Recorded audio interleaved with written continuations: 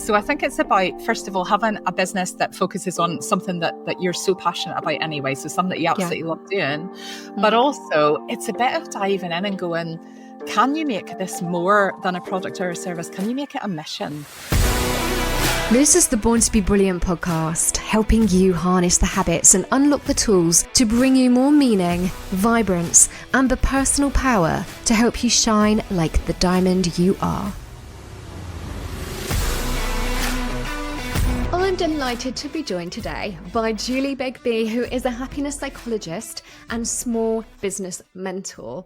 Julie's here to talk to us all about the science behind happiness and how that's going to help you enhance your business and your performance, I'm sure. So excited to have this conversation. Julie, a huge welcome to the podcast. Thank you so much, Lucy. I'm excited to be here. I know already that you speak my language, and this is all the kind of thing that, you know, for our audience that are more familiar with me already will know that, yeah, I think we stand for the same force for good. But tell us a little bit about your background and just what got you into this, bringing the happiness psychology into business mentorship. Like, how did that journey go for you?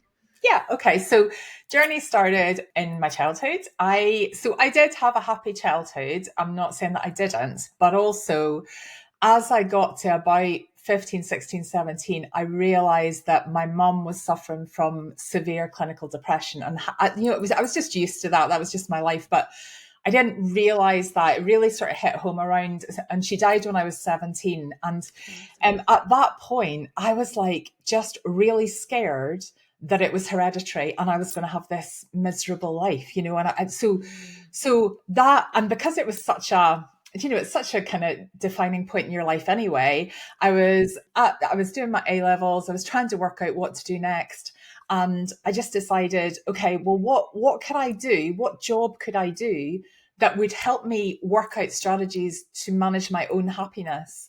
And psychology, so I decided I wanted to go to uni. I didn't really know what I wanted to do. And psychology seemed to be the right fit. I'd always been fascinated by body language and people. And, you know, so I did enjoy that sort of thing, but it just felt like it was the right thing to do for my own, just like for Leah, to create happiness in my own life. At uni, doing psychology, it wasn't quite as happiness oriented as I hoped it would be. It isn't like positive psychology. So I'm quite old, Lucy.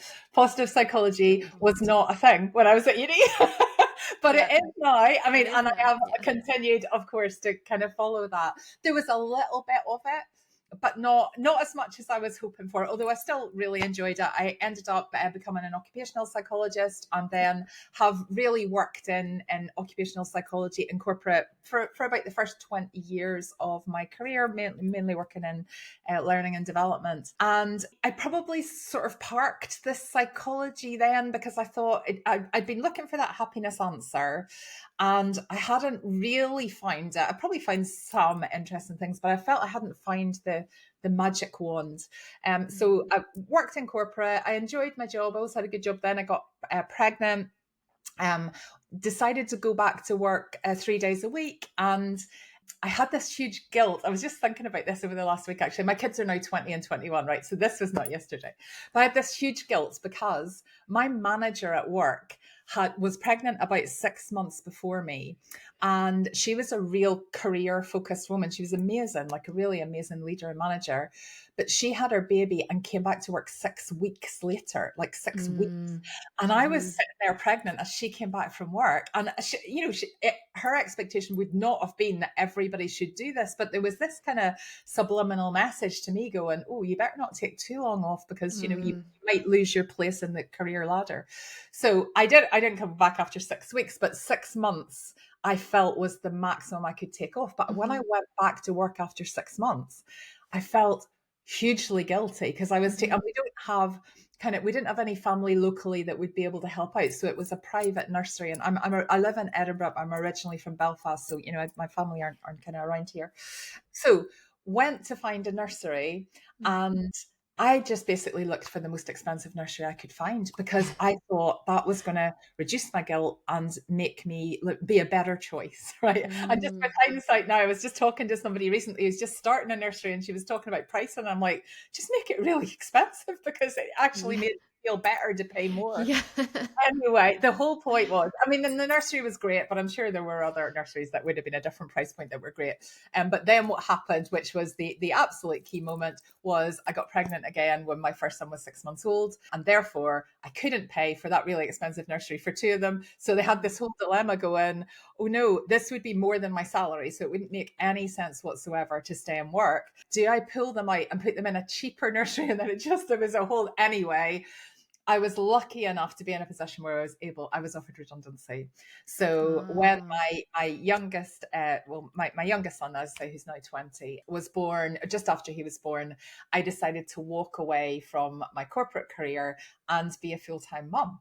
And that was like really, so I was net, like in terms of salary, because I was paying it all over to the nursery, there wasn't any financial difference really, but I just felt that I wanted more. Like I felt Yeah. like being a full-time mom was amazing, but I really wanted to take my kids to Walt Disney World. Right? Yeah. This is where it all started. We went to Walt Disney World on our honeymoon, me and my husband. We were just like total Disney nerds. Yeah. But I couldn't see how I was going to afford to do it. So although my husband was earning a good salary, it's an expensive business. So I couldn't see how we could do this big kind of once in a lifetime dream family holiday without me earning any money. Mm. So I decided I would set up a business, and I didn't even really know what to set up a business doing. I just had it in my head, okay, I need to set up some sort of business that can work around the kids.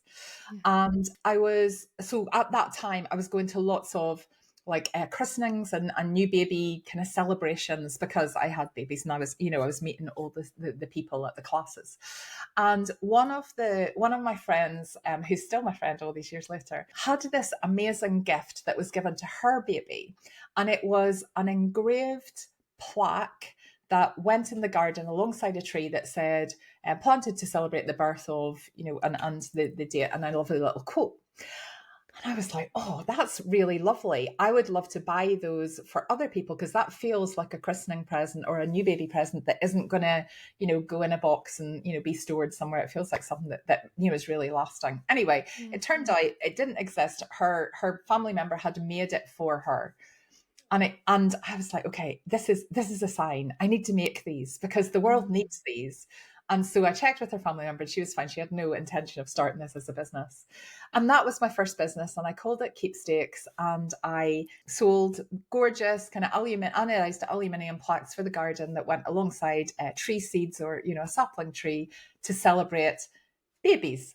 And it was just amazing. And I made, in the first probably year and a half, 2 years of that, I made enough money to take my family to Disney for this once in a lifetime trip.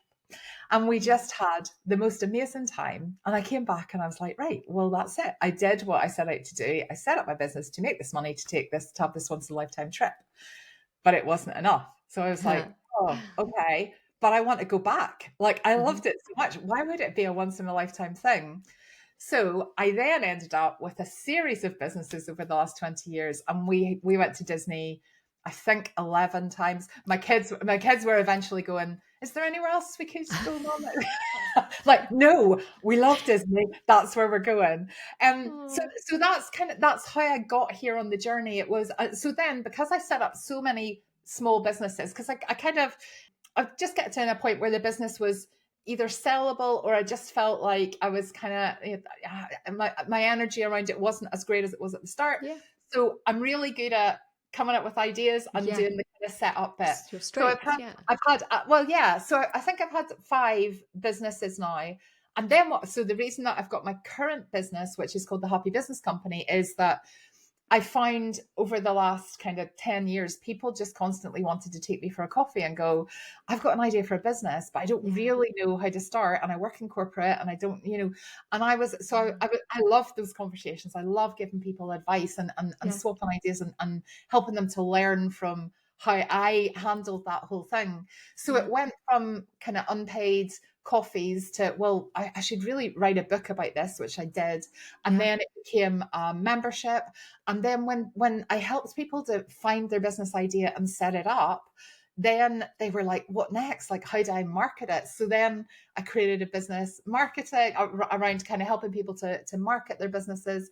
And then because I did all this through memberships, people wanted to know, well, how do you set up an online membership? So then I created a membership for setting up memberships. So anyway, it's just like, I love that starting point, and I Yeah. love being a catalyst for other people. And the foundation of all of these is, the reason my business is called the Happy Business Company is, like, my first business, or my first membership is called Happy Side Hustle.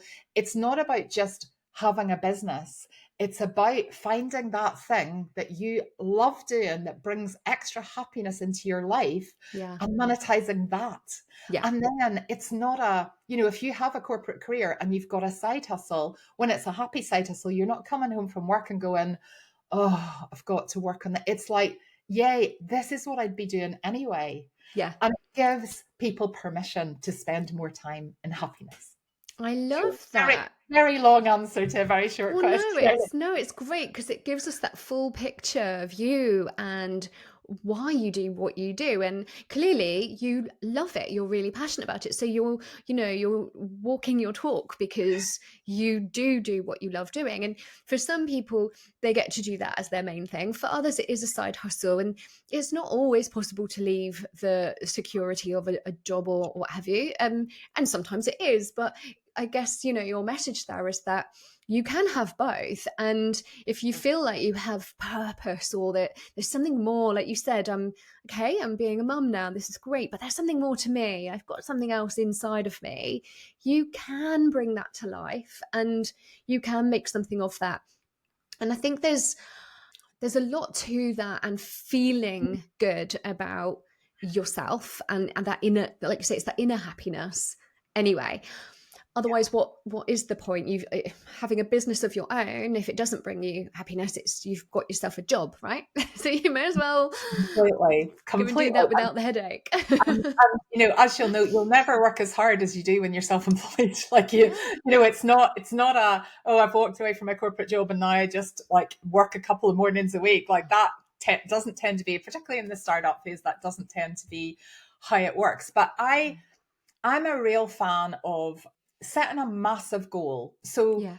like a goal that's like way beyond that initial thing that you think of, like doubling things, like just going, what, if there was no obstacles, nothing in my way, what would my life look like? And Yeah. then why not you? There's Yeah. so many people. I find that I coach mainly women, and I find that women tend to keep ourselves small, because it's been a bit of a societal thing, so particularly, so I'm in my 50s, women of my age, I mean, in my lifetime, women weren't allowed to have their own bank accounts. Like I know. society has really, there's a lot of Yeah. societal measures and, indicators around that would, that, and this is why there's all these kind of, female schemes now, like leadership schemes and entrepreneurial schemes, to try and encourage people like Yeah. into the like into the arena. Really, it Mm-hmm. was really interesting. I was on a training. I've been selected to be an expert voice for our local TV network, so STV, like ITV, but in Scotland it's STV. Yeah. And Cool. we had a media training session a couple of weeks ago, and it was the actual people off the telly. It was brilliant. I was just like, oh, there's the newsreader and there's the entertainment reporter. Anyway, they had on a scientist who you probably won't know. If you live in Scotland, you would probably know her name. Her name is Laura Bald. No.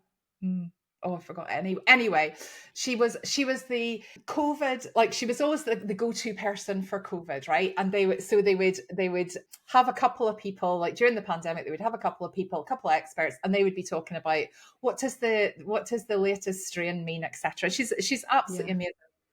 And she was on the media training, and she said, and it was all women on this media training, she said, the reason it's all women on here is because we have a database, and every time we are looking for somebody to comment, because we're always needing, people to comment on whatever's going on in the news, and we contact people, men tend to go, so we go, I'm looking for an expert in this, and men go, yeah, that's me, I'm an expert. And when we phone women, as a generalization, and we say we're looking for an expert, they tend to go, oh, an expert. Oh, I have been doing it for 30 years and I've got a PhD in it, but I don't know if I'm an expert, Mm-hmm. and it's so interesting. And what is so motivational for me is working with people and helping them to see that why not us? Like, we are, why Mhm. is anybody any better than anybody Mm. else? Everybody's dream is not to be a multimillionaire and be globally famous. But if that is part of your dream, like, why not? Like, why Why not? shouldn't you? Mm. But you need that huge goal, and that huge Mm. goal, I think, is the massive carrot then that motivates you to do the things you need to do. So you need the goal, and then I think you need. So I've got a daily task list of things that I do to make sure I'm moving closer to my goal. So every Mhm. year, I'll review it again at the end of the year, and every year I kind of tweak that. But I make it non-negotiable that I do at least 30 minutes a day of things that are going to move me towards my goal. And I only Mhm. started doing that in the last year, but that Mm. has been absolutely like game changing for my business. I bet it has, because ultimately you get what you focus on, right? So if that outcome is the thing you're going for, even Yeah. on a subconscious level, the little decisions you make, that even the small things are going to be with that in mind, because you're staying close to it. You're looking at the goal regularly. You're focused on it. Like the first of the 11 Disney World trips, you saw it. You were like, that's what I'm going for. You made it happen. And I can think of several things in, my time in business, which has been pretty much since I was 21. So, and like every time I've gone, that's what I'm shooting for, one way or another, it's come into fruition, because all of the little things that happen along the way are with that goal in mind. Yeah. But I think I'm with you on big, great, audacious goals, definitely. But I think what often happens for us as women, especially, not exclusively, but especially, is that we then get these sort of saboteurs coming in, where we do things like, but who am I to, and then fears creep in. And I think one of those, like you said, you touched on, like playing small, or yeah, but am I an expert, or sort of like shrinking ourselves down a bit, rather than going, yes, I am that.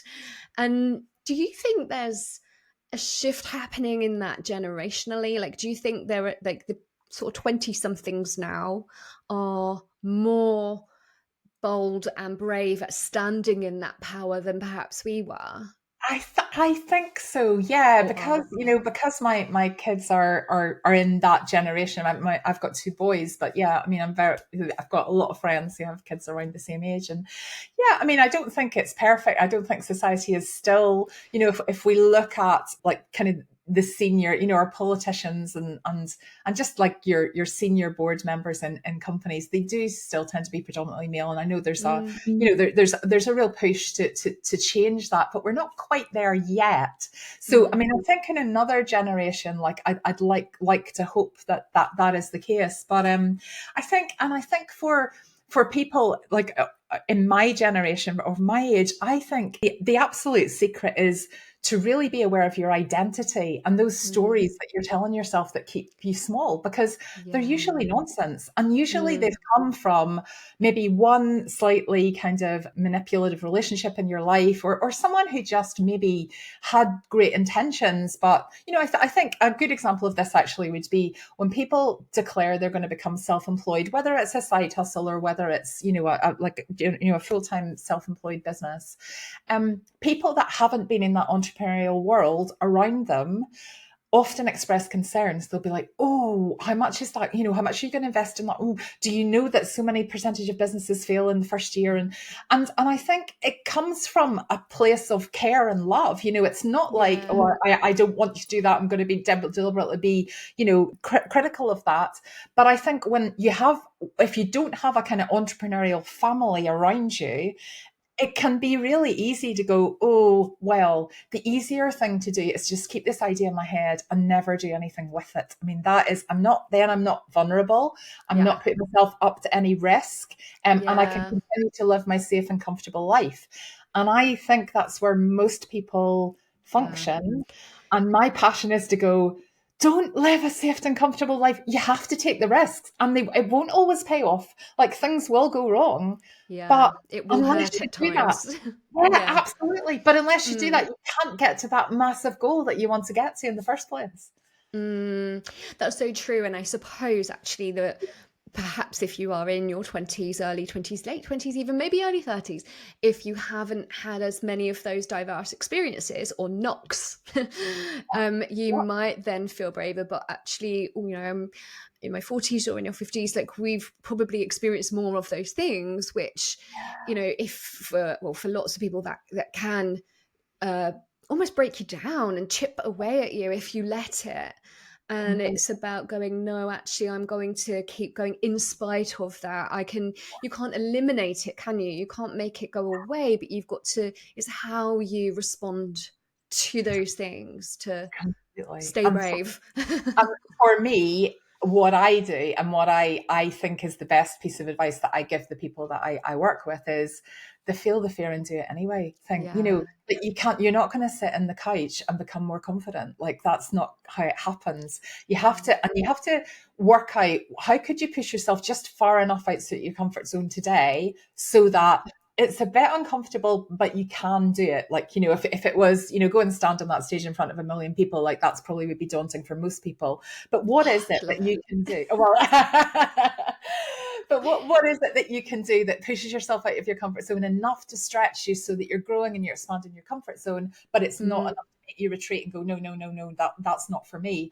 And by doing that every day, you gradually shift your identity. And your identity is everything, right? So if you Yes. identify as a person who does this thing, then you are a person that does that thing. And those are the behaviors that you exhibit. So when people Yeah. are stuck, I think it's about going back in and looking at your identity. Like, how do you describe yourself? How do people around you describe you? But that tends to be much more kind than how you describe yourself. We are our biggest critics, aren't we? And if we Yeah. identify as mediocre, we will get mediocre. And so, yeah, it's deciding. Because I think, some people are and there's nothing wrong with this at all. Some people are absolutely at the most peace when things are predictable, and Yeah. certainty is a high value for them, Yeah. and consistency. And so, they're usually not entrepreneurial people, which is fine. And they're the kind of people who I like a secure job. I like to know where I stand. That's the life for me.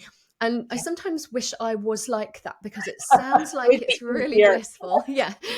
But I never have been. Like, even as a child, literally, it's just not in my makeup at all. Like, it's not who I am.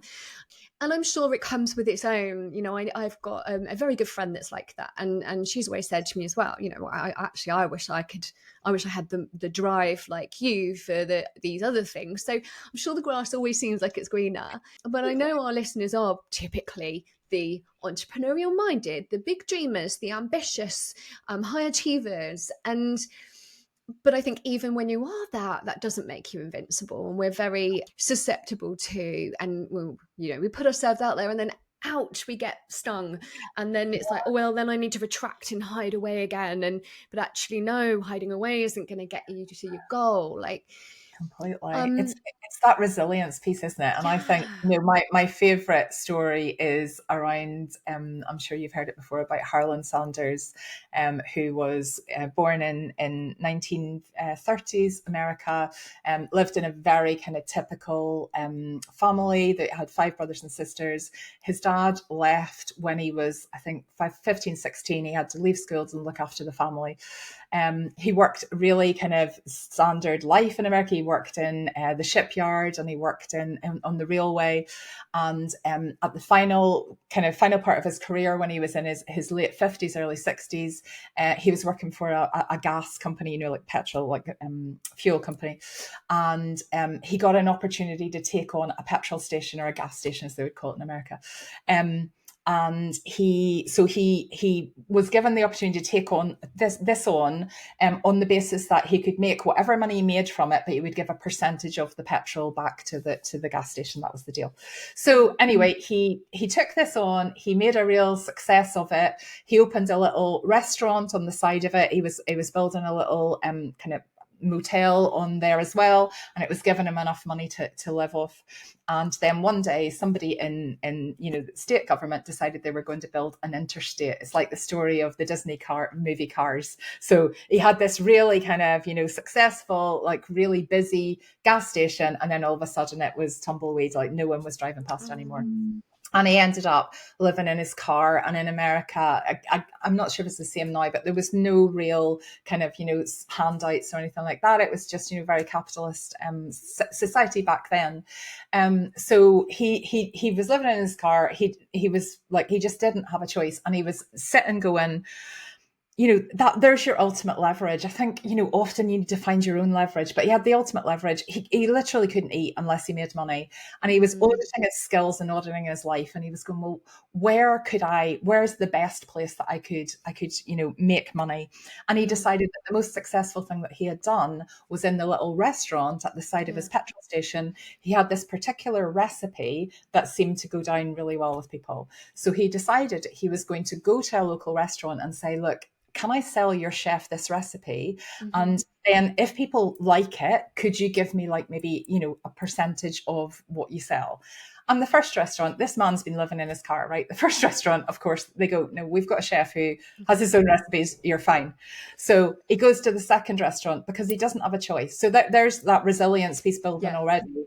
He doesn't have a choice. He goes to the third restaurant. He goes to the fourth restaurant. He ends up having to knock the door of more than 1,000 restaurants before eventually someone says yes, right? Wow. And probably that person said yes because they felt sorry for him at this point, and they went, right, okay, there's no real kind of downside for us. We'll take your recipe. If we never sell any of it, fine, and if we do, we'll give you a small percentage of the sales. When he was going round and to try and be distinctive, he had decided that he was going to wear a white suit to make himself like kind of stand out. And whenever he finally got that sale, he introduced himself as Colonel Saunders, which ended up being Kentucky Fried Chicken. Now, he was 63, I think, when he got that first yes. And he has died now, but before he died, he went on to be a billionaire. So first of all, you're never too old. But secondly, I really feel from that story, I think teaches me, if you don't give up, you will always get there. But what the bit that's in abeyance is time. We don't know exactly how long it's going to take. But if you say, I know where I want to go and I know what I need to do, and I'm going to continue to do that without kind of withdrawing and going, oh, it's too hard. I mean, at any point, like after a couple of hundred, it would be completely normal for him to go, this isn't working. No one wants my secret recipe. But actually, it's such a great example of, if you decide something is for you, you just have to keep that kind of singular focus. And when you continue to do the things you need to do, you will get there. And that's why life's so exciting for everybody. So it's within everybody's potential to do it, but it's developing the resilience bit. It is this huge amount of resilience there. And I think most of us would give up, if not after. I mean, so many people give up after the first knock now, right?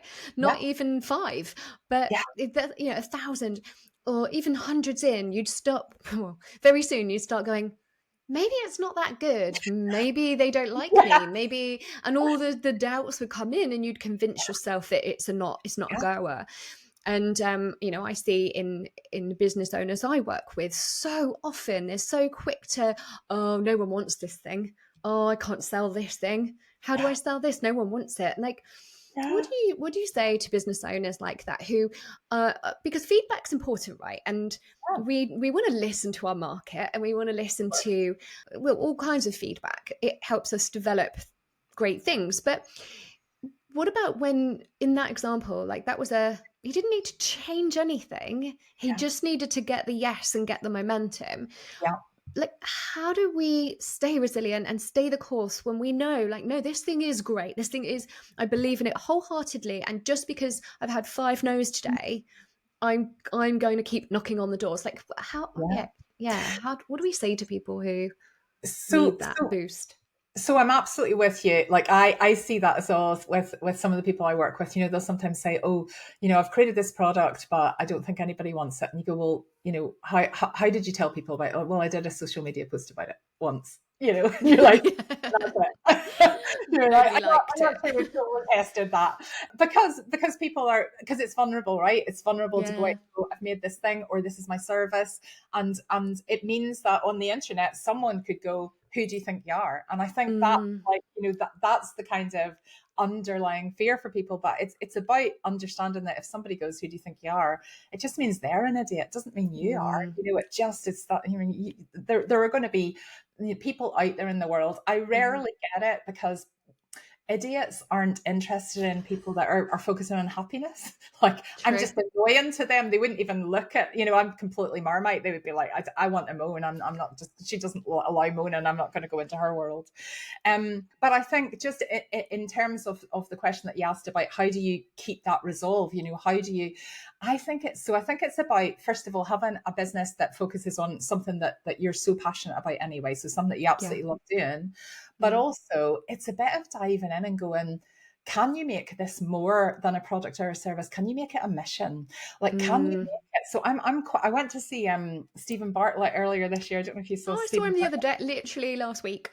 Did you? Oh, Yeah. okay. Well, brilliant. Well, I saw him, like, at his event. So I didn't have a one-to-one with him.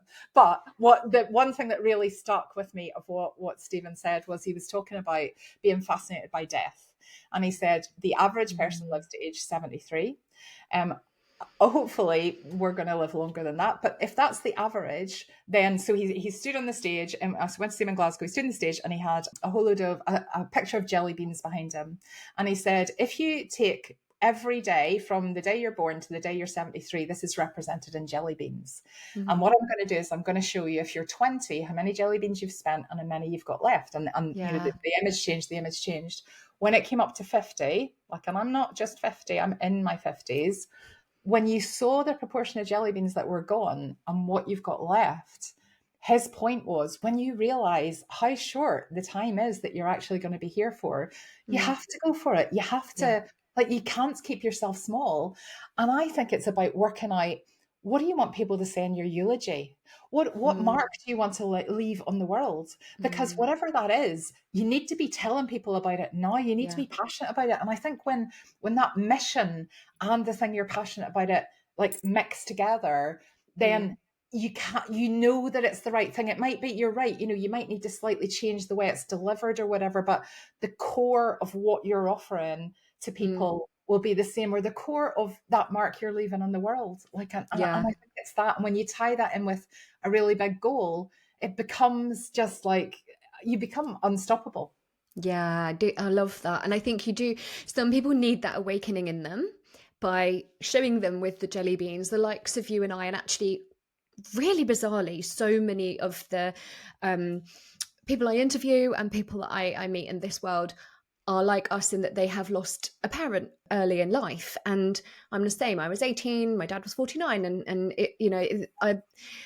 it comes up all the time with people that I meet who have a similar story. And I think for us, that plants almost or reinforces something that's in us, that just that thing of don't waste it.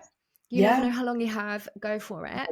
And I completely. think if you haven't had that harsh kick, um, the Yeah, jelly beans or another way of actually getting that through to people to go, oh God, yeah, hold on a minute. yeah, We're here for, as a childhood friend used to say, we're here for a good time, not a long time. um, absolutely, absolutely.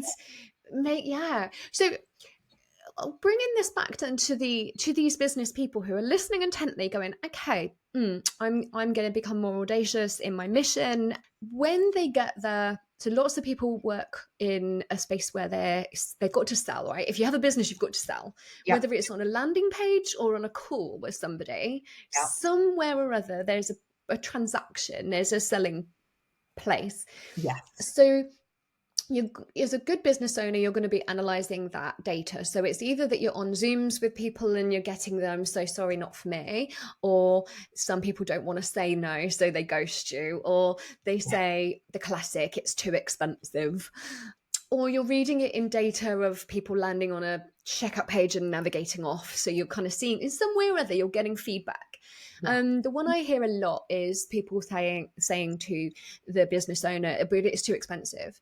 Mhm. And I know, and I have the sort of the psychology to be able to say, well, no, it's not too expensive. It's just that that person doesn't yet see the full value.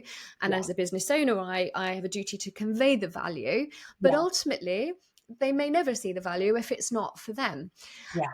How do we, I mean, maybe I've just kind of said it, but how do we help business owners to not take that as feedback in the literal sense of, oh, 5 people today have told me it's too expensive, therefore I must lower my prices, or how do we tap into that with selling? Because I know you're great at this and helping people to sell from a Well, good place. yeah, well, thanks, Lucy. But I think selling is serving, right?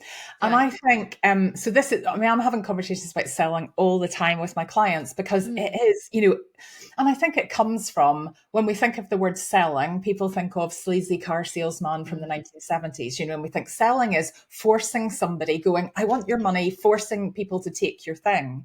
Yeah. Actually, I think selling in this age where it works is going, I have this solution that you may or may not want. I'm going to help you to see how the value that I'm charging for it is less than the potential value you're going to get from it. So I'll help you do that piece. And that is our job as business owners, to make sure that people see that value. But Yeah. ultimately, then I'm going to tell you about it, and I'm going to repeatedly tell you about it. And I'm not going to go, oh, I told you about it last Monday, and therefore I'm going to tell you about it until I get a decision. So I don't need you to say yes, but I do need you to decide, because not deciding is a decision. And what I find just heartbreaking is when people go, I need to think. There's a lot of overthinkers out there. I really need to think about that. And then a year later, they're still thinking about it. And I think, oh gosh, you set this amazing goal. You're not going to get there unless you can take action and make a decision. I mean, the other thing I think is, if you take an example of during the pandemic, if you had the cure for COVID and we were all locked in our houses, but you didn't want to be salesy, it's not, Yeah. so I'm not going to tell anybody, or I'll do a post about it and no one picked up on it, so I won't mention it again. It's like, I think when we get that thing we're passionate about, it's really important to just go, I'm going to continue to tell you about this, but I'm going to do it, to quote Daniel Priestley, I'm going to do it with or without you energy. So this is what I've got on offer. I'm going to be delivering this program next year. I'm going to be making these products. I'm going to be doing whatever it is your business is. I'm going to be doing this next year. I'm inviting you to come on the journey with me, but I'm going on it with or without you. And this time next year, I'm going to be in a completely different place, because I'm going to have done all the things that I would teach you if you came along with me. It's up to you, but it's with or without you. And I'm not going to be apologetic about the price. I'm not going to be apologetic about telling you about it. And I think the other example that I use all the time is, like, no one ever goes, have Marks and Spencer's put another billboard up? I'm raging. Like, they had a billboard up. Yeah. I saw an advert on the telly, and now there's a billboard. Like, Marks and Spencers aren't forcing me to buy their things, but they're just going, listen, Julie, we're just going to remind you, if your Marks and Spencer stuff works for you, brilliant. With or without you, we're going to have these shops. These items are going to be available, but we don't want you to forget about us. Great. Exactly. If we can take that same mindset, and when we feel too salesy, if we can go, would Marks and Spencers think this? Well, if we get, or whatever, whatever the equivalent kind of supermarket is wherever you live, but it's about that kind of really understanding what business owners do and seeing ourselves as business owners, and not just little people that are having a go at it, but we're actually business. So we need to behave in a business way, and that includes selling. It does include selling. I think it can be upsetting in the fact that we do live in a bit of a refund culture, right? And I know lots of business owners suffer with this when, somebody has bought something and then they've decided, or they've either got buyer's remorse, or they've decided that they can't make it work for them, or it's for whatever reason. I've been that customer. Gosh, probably nearly a decade ago now, I signed up to a program with a really well-known person, and I was really excited about it. It was a 5-figure investment. It was huge at the time, and I loved the process, but I didn't get the results I had hoped for out the back of that process. Initially, I was like, well, they shouldn't have sold that to me. Clearly, I'm not ready for this. Why did they sell that? They should have been more cautious in how they sold that to me. And I first of all felt a little bit like I'd been maybe missold, or but I stopped and I kind of took a step back and I went, no, hang on a second. I've been given exactly what I was sold. It was my choice. I'm a big girl. I'm a grown up. I can make the decision for myself. They presented to me the offer. They presented what what they would teach me, what they would show me, and the potential results if I used it. And I didn't get those results as quickly as I'd have liked to. I did get the knowledge, and I took a step back and went, no. They didn't do anything wrong here. I've made my decision. Yes, it was a big investment, and I think one day somehow what I've learned here, it will come into fruition for me, and I'm sure it did. And so but that's me. Not everyone's like that. And there are people who go within 5 minutes, like, no, and then they refund. And I think it makes selling difficult because you're just almost scared, like, well, because you're so passionate, right, about your thing. You're so passionate about the outcomes. And that culture can make it scary because you're afraid, well, what if I accidentally, well, not oversell, but you don't want to be accused of coercing somebody into it. And I think buyers have got a responsibility too to own their decision and use what they buy, or accept that they've changed their mind. But I think that can be a difficult one for small businesses. It definitely can. And I think it's really hard not to take it in the heart when that happens, and Yeah. you should be like, it's just business. They're not rejecting me, but you're Yeah, like, no. oh, I couldn't wait to work with you. I was really looking forward to you. And you kind of know as well, if they do Yeah. that reverse, they're probably not going to bring that dream to life. And it's more that I think, oh goodness, I Yeah. understand. I've got a money back guarantee on all of my programs, and I just say, if you can show me the work, if you did, so Yes. not if you buy it and then don't watch it or Change your action mind. or just watch it all and don't action it, which is quite common, that kind of It's procrastinating really common. learning situation. Well, I Yeah. watched all the things and my business finances haven't changed. So Yeah. I just say to people, if you can show me that you did everything that we talked about and it doesn't work for you, I'll give you the money back. And that's never happened. So I Great. definitely have had buyer's remorse people, but I haven't had anyone who's been able to go, yeah, I did Yeah. all of that work. And but also Yeah. I think, and I'm not quite at this point yet, I don't have a big team, but I do have a virtual assistant, and I Yeah. like her to handle that, because I think it's just Yeah. easier to not take it personally for some, and I want people to feel comfortable to kind of message and go, listen, it's time for me to leave this membership or whatever. I don't want people to like be uncomfortable saying that to me, To but you. also Yeah. I don't want, it knocks me off my stride, definitely, because it's, Yeah. because it is your baby, and it does feel personal.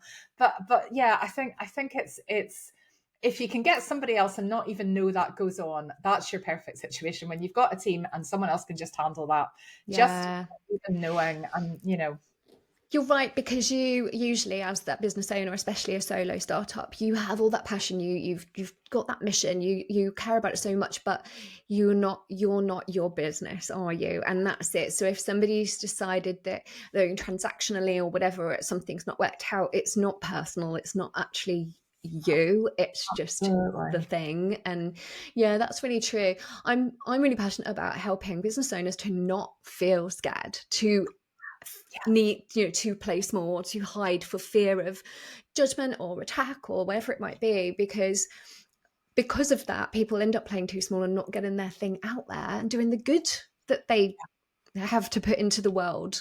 Oh, But absolutely. yeah, that's really a good point. So hopefully our listeners are feeling less scared and more like inclined to go and do their thing. But Yeah. um yeah, what would be your like So, biggest, if somebody's going to take something really powerful away today, like what would you be like, this is what I want you to hear?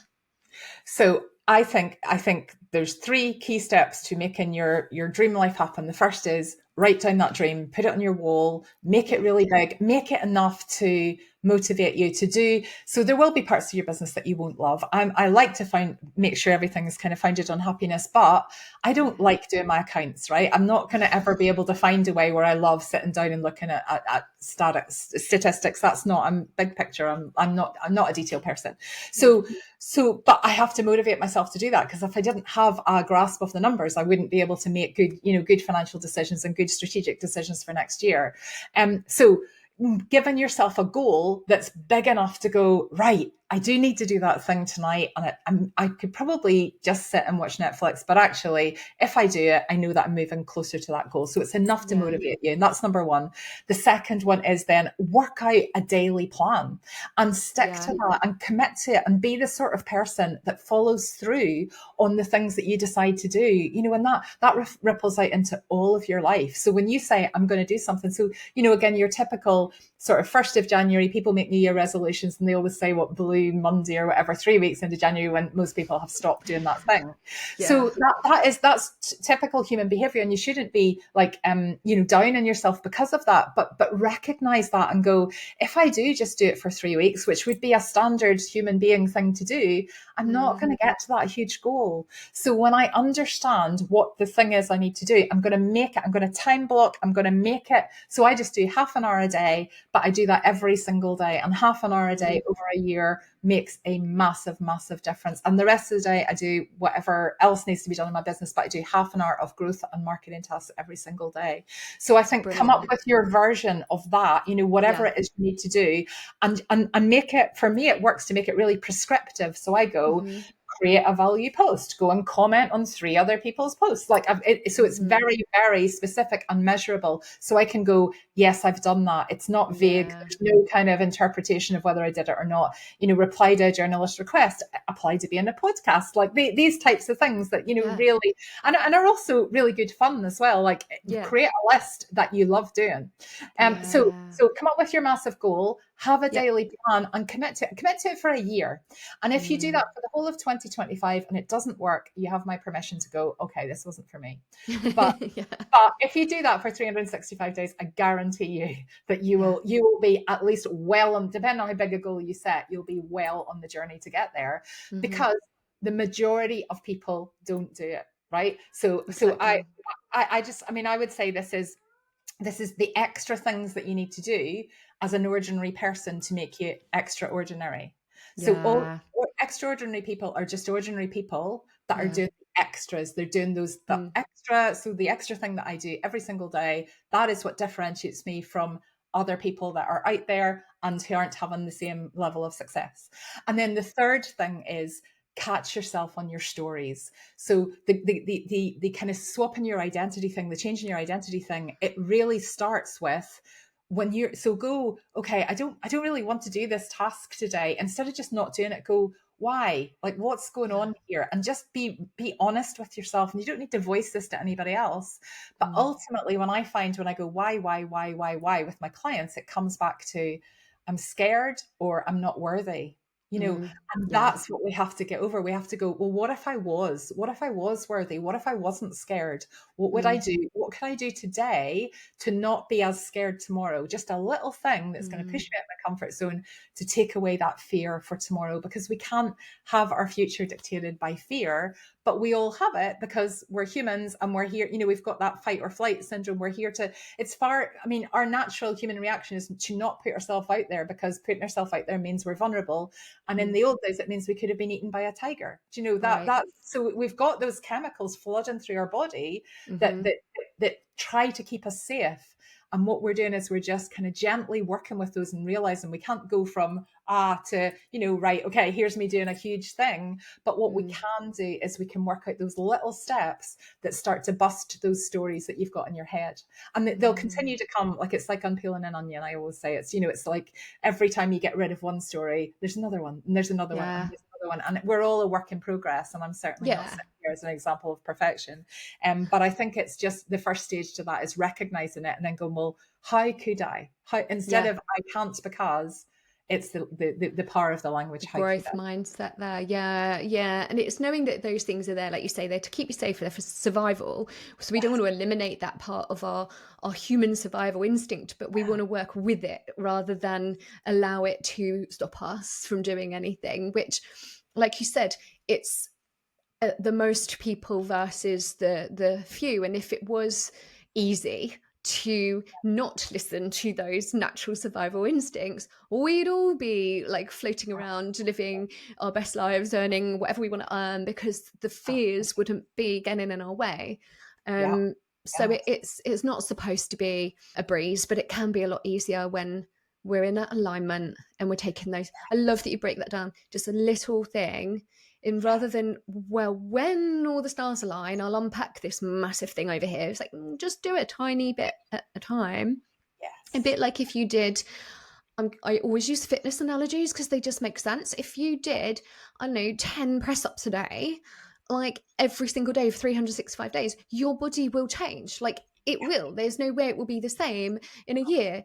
Same with business, right? Same with the brain, same with the, Yeah, when you do what you need to do every day, your success is inevitable. It's inevitable. And then when you have that knowing that's inevitable, it motivates you to do the thing. Yeah, exactly. It's just making the thing easy enough to do that you're going to do it every single day, not so big that it's too hard to even start. I think that's the key, isn't it? Absolutely. What a great message to to remember going forward. And it doesn't have to be the 1st of January. If you end up listening to this and it's the 12th of June, like start whenever it may be, just you can start today. It's never too late, right? That's such a good point, because I think we are, again, the kind of societal thing would be, well, I'll start on Monday. Like, I don't want to start today because today's started. So, maybe start tomorrow. Oh, no, tomorrow's Friday. No, I'll start it on Monday. And we're just, if we really want to do something and it's part of our identity, it's not about starting and effort and whatever.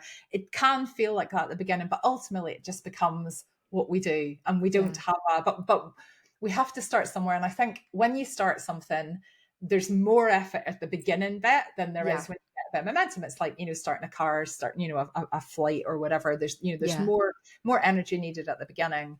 And I think when you find that big goal and you find that passion, that can motivate you through the first kind of 21 to 66 days, which is what you need to form a habit.